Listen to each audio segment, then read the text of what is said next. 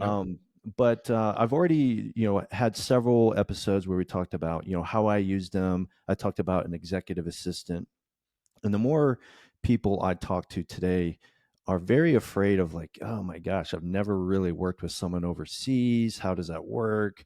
So there's a lot of fears that come along with that. So today, we'd like to talk about and address some of those fears that people might have, that's kind of holding them back from actually making the decision of hiring a remote team member. So, um, Pete, we talked a little bit before the show started. We talked about probably like, seven different fears that people might have.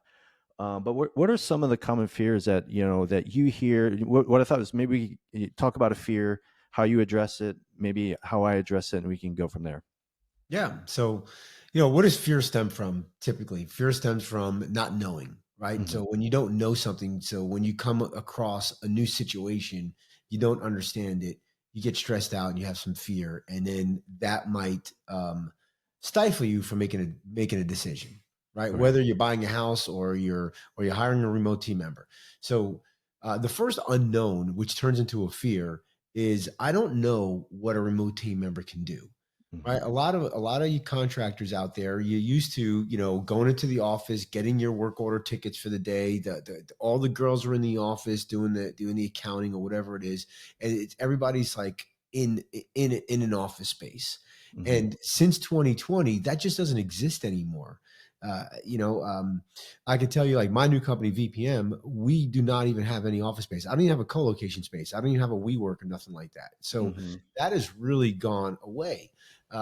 Also, since 2020, what has happened is the increase in salaries for U.S. based people has really skyrocketed, Yeah.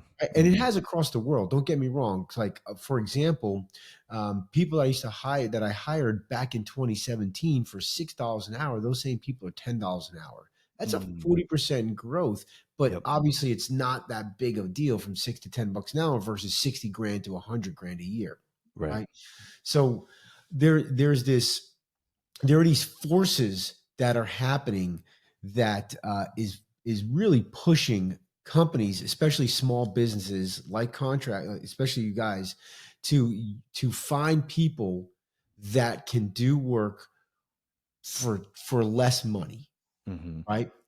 And so now a lot, we're that a lot of that's the solution is remote team members.